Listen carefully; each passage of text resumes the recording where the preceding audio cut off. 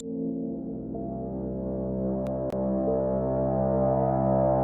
know what's absolutely insane? The fact that we live in a world where thinking too deeply, where actually using your brain for more than scrolling social media, gets you labeled as the weird one. Yeah, you heard that right.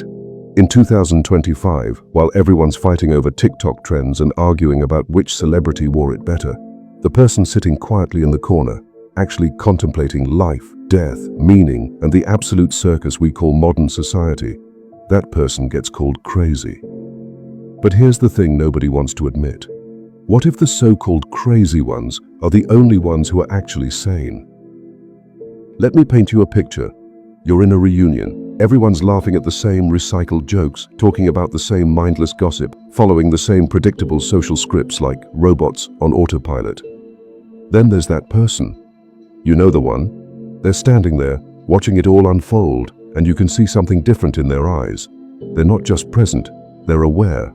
They see through the performance. They recognize the emptiness behind all the forced smiles and hollow conversations. And what does everyone else do? They whisper, they point, they say things like, "There's something off about them. They think they're better than us. They're just weird." But here's what's really happening. That person isn't weird. They're awake. And in a world full of sleepwalkers, being awake makes you the enemy.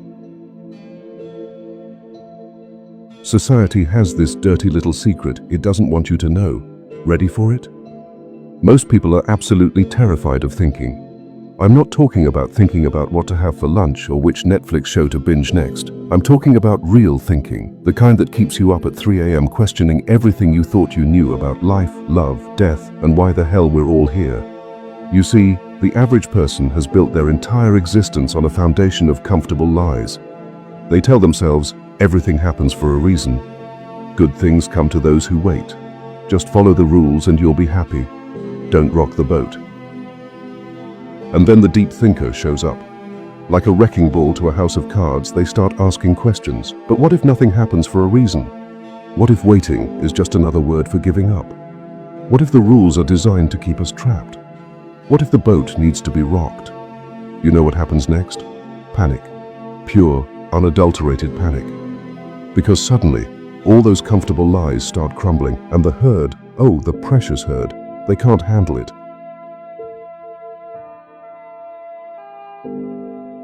Here's where it gets really twisted. When people encounter someone who thinks deeply, who questions everything, who refuses to just go along to get along, they experience something psychologists call cognitive dissonance. Their brain literally starts screaming, "Danger, danger, this person is threatening our entire worldview." But here's the kicker. Instead of examining their own beliefs, instead of maybe considering that the deep thinker might have a point, they do what humans have done for thousands of years. They attack. Not physically, usually, but psychologically. They start the whisper campaign. They're unsocial. They think they're so smart. There's something wrong with them. They're just attention-seeking. It's projection at its finest.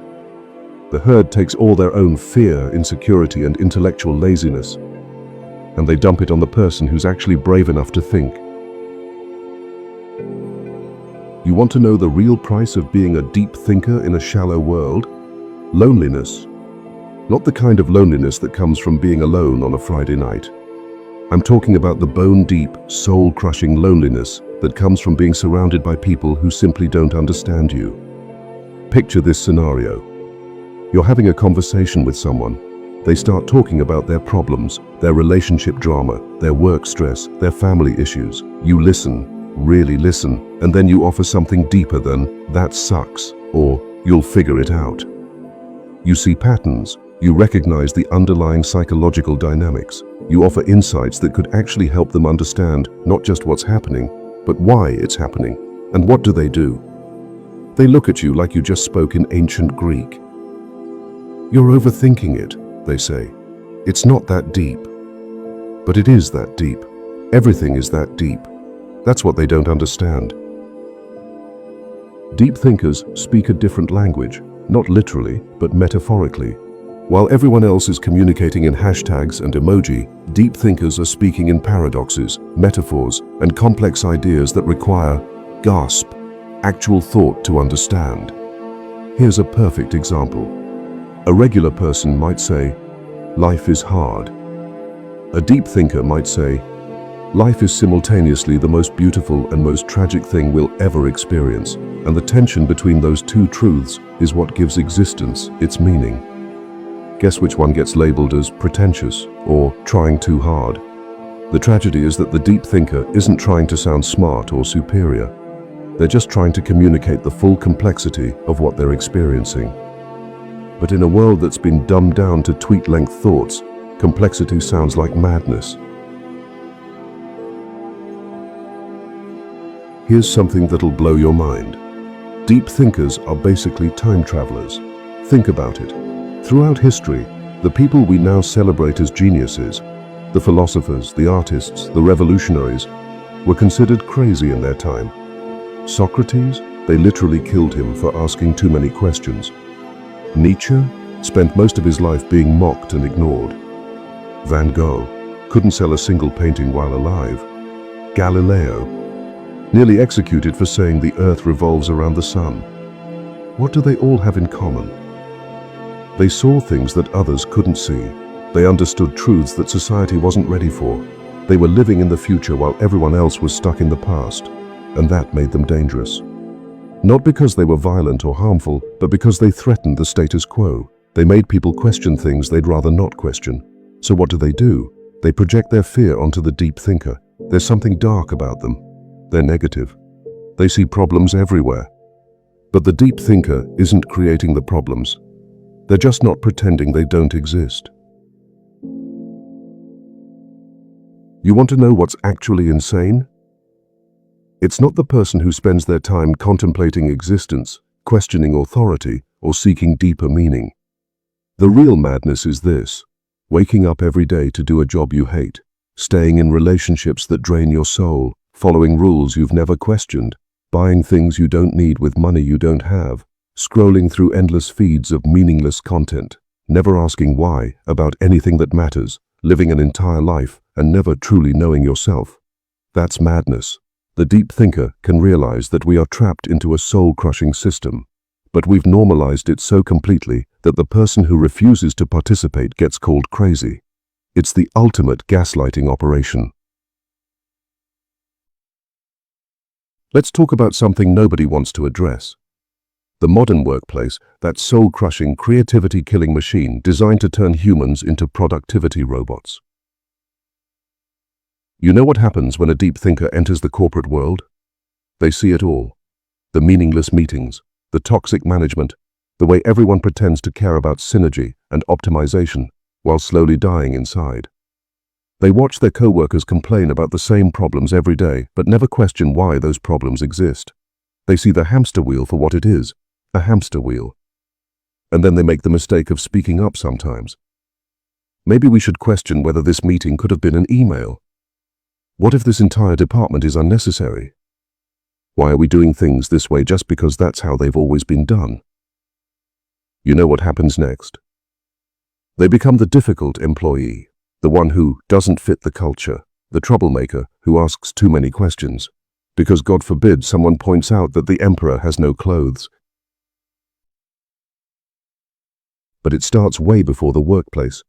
It starts in school, that beautiful institution designed to create compliant workers, not critical thinkers. Picture this scene. A kid raises their hand and asks, "But why do we need to memorize all these dates if we can just look them up?" Or, "What's the point of learning this if I'm never going to use it?" What does the teacher say? "Because it's on the test. Because I said so." Stop being disruptive. The deep-thinking kid learns early. Questions are dangerous. Curiosity is punished. Conformity is rewarded. They watch their classmates accept this without question. They see everyone else playing along with the game, memorizing useless information, following arbitrary rules, never asking why. And slowly, they realize they're different. Not broken, not defective, just awake in a room full of sleepers. Romantic relationships? Don't even get me started. Try being a deep thinker in the modern dating world. Try having authentic conversations when everyone else is playing games. Try being vulnerable when everyone else is performing. you'll quickly discover something terrifying. Most people don't want depth. They want entertainment. They say they want someone real, but what they actually want is someone who fits their fantasy, someone who makes them feel good without challenging them to grow.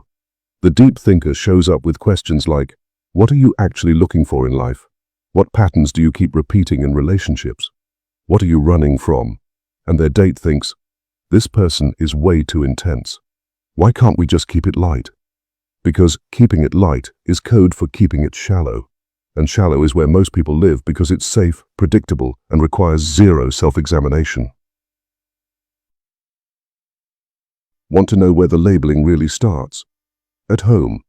In families where asking questions threatens the delicate balance of denial everyone's worked so hard to maintain.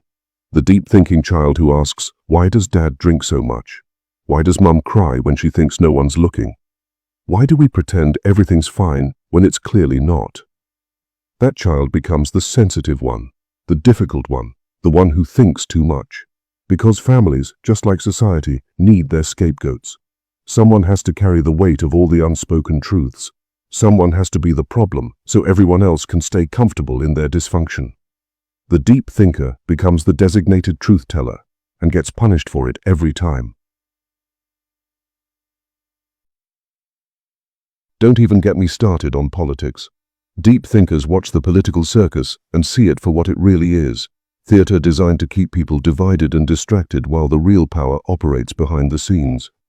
They see through the false choices, the manufactured outrage, the way complex issues get reduced to sound bites and slogans.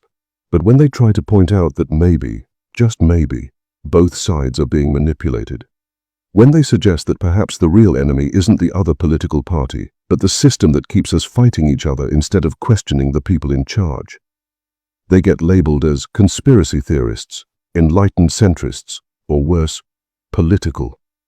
Because God forbid someone suggests we think for ourselves instead of picking a team and blindly following whatever our chosen side tells us.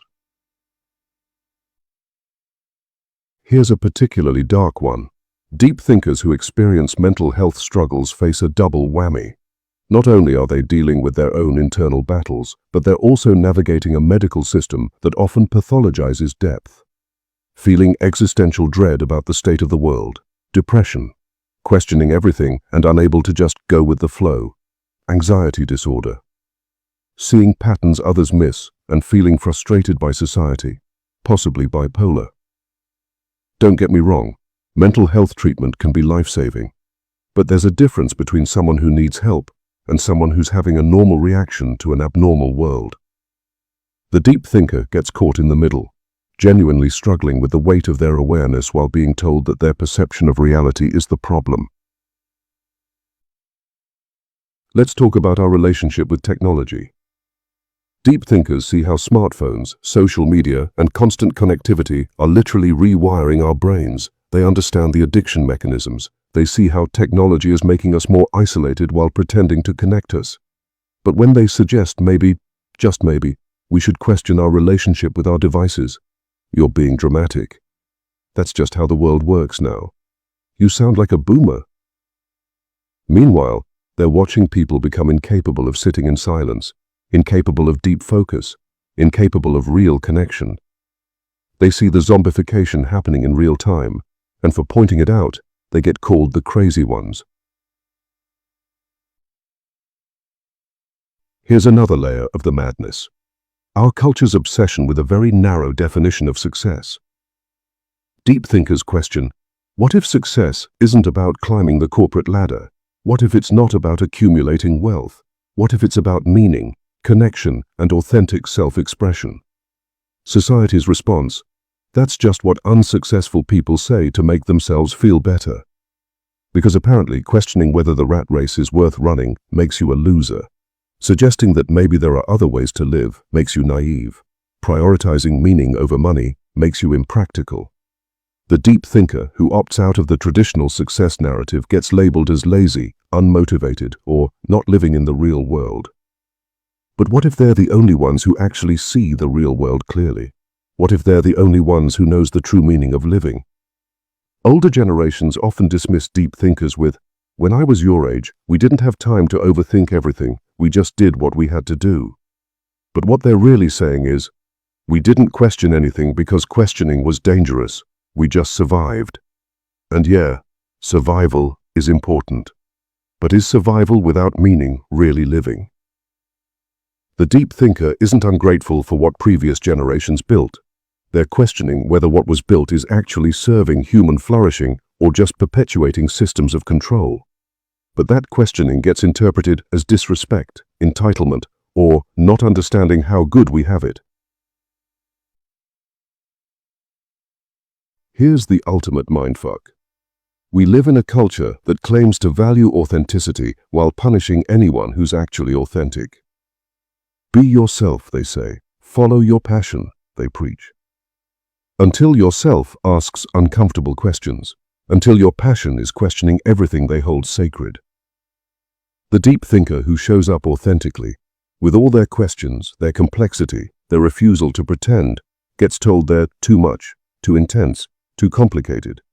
So they learn to wear masks, to code switch, to become chameleons. And then society wonders why everyone feels so disconnected and inauthentic. You can't create authentic humans in a system that punishes authenticity. Let me be brutally honest with you for a second. Being a deep thinker in a shallow world isn't fun. It's not some romantic intellectual adventure like the movies make it seem. It's exhausting. And the loneliness? It's real. It cuts deep. There are nights when you wonder if it would be easier to just stop thinking so much, to join the herd, to embrace the comfortable lies. But you can't. Once you've seen behind the curtain, you can't unsee it. Once you've tasted authentic thought, everything else tastes like cardboard. But here's what they don't tell you about being labeled as weird or mad for thinking deeply. It's actually a gift. Not the label itself. That sucks. But what the label represents. The fact that you're living authentically in a world full of performances. The fact that you're asking questions in a culture of blind acceptance. That's freedom. Sure, it comes with a price, but compare that price to the alternative, living your entire life as someone else's idea of normal, never knowing who you really are, never exploring the depths of your own consciousness, never challenging anything, never growing, which is really the tragedy. The revolution starts with one. Here's something that might surprise you. Every major shift in human consciousness started with someone the majority thought was crazy. Every single one. The person who first suggested that maybe we shouldn't own other human beings? Crazy. The person who thought women deserved the right to vote? Insane. The person who believed that mental illness was a medical condition, not a moral failing? Clearly delusional. But slowly, gradually, the crazy ideas became common sense, and the deep thinkers who were once outcasts became the foundations upon which new societies were built. So when someone calls you weird for thinking deeply, when they roll their eyes at your questions, when they dismiss your insights as overthinking, remember this: you're not alone. You're part of a lineage that stretches back through history, all the way back to the first human who looked up at the stars and wondered, why? Want to know the ultimate irony in all of this? The same society that labels deep thinkers as mad or weird is the same society that desperately needs them. Who do they turn to when everything falls apart? Who creates the art that moves them? The deep thinkers who understand human emotion at its core. Who writes the books that change lives? The ones who've wrestled with life's biggest questions. Who comes up with solutions to problems no one else can solve? The people who think differently. Who provides meaning in a meaningless world? Those who've dove deep enough to find it. The herd needs its outcasts more than it will ever admit, but it will never thank them for it.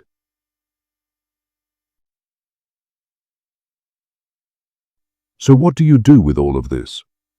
If you're a deep thinker reading this, feeling seen and understood for maybe the first time in a long time, what's the next step? First, stop apologizing for who you are.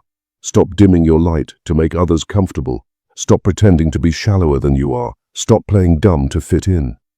Your depth isn't a bug. It's a feature. Second, find your tribe. They're out there. Other deep thinkers, other questioners, other people who see through the bullshit. They might be rare, but they exist. And when you find them, the connection is unlike anything the surface world can offer. Third, embrace the loneliness. Not because it's fun, but because it's fertile ground. Some of the most beautiful thoughts, the most profound insights, the most meaningful art comes from that space of solitude. Use it. Finally, remember your purpose. You're not here to make everyone comfortable.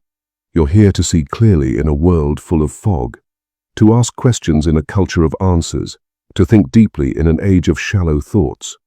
That's not madness. That's the most sane thing you could possibly do. So where does this leave us? At the end of the day, you still have a choice. You can keep pretending to be someone you're not. You can keep your thoughts surface level. You can join the herd and live a normal life. Or you can embrace the label. You can own your weirdness. You can think as deeply as you want, ask as many questions as you want, and challenge as many assumptions as you want. Yes, some people will call you mad. Yes, some people will think you're weird. Yes, you'll face resistance at work, in relationships, in your family, and in society. But you know what? In a world this crazy, being called mad might just be the highest compliment you can receive. The deep thinkers, the questioners, the ones who refuse to accept because that's how it's always been as an answer, they're not the problem. They're the solution. They're the immune system of society, identifying toxicity, calling out dysfunction, and pointing toward healing. They're the artists who create beauty in a world obsessed with ugliness. They're the philosophers who seek meaning in a world that's forgotten what meaning feels like. They're the rebels who refuse to accept that this is just how things are, and if that makes them mad in the eyes of society, so be it. Because someone has to stay awake while everyone else sleeps. Someone has to ask the hard questions. Someone has to think the deep thoughts. Someone has to hold the space for truth in a world built on lies. And if that someone is you, welcome to the revolution. The revolution of consciousness. The revolution of authenticity. The revolution of depth in a shallow world. It's not an easy path, but it's the only path worth walking. Keep thinking. Keep questioning. Keep being beautifully, unapologetically weird. The world needs more mad people like you, more truth-tellers, more question-askers, more depth in a world drowning in surface-level bullshit. Looks like you forgot, once again, how powerful you are.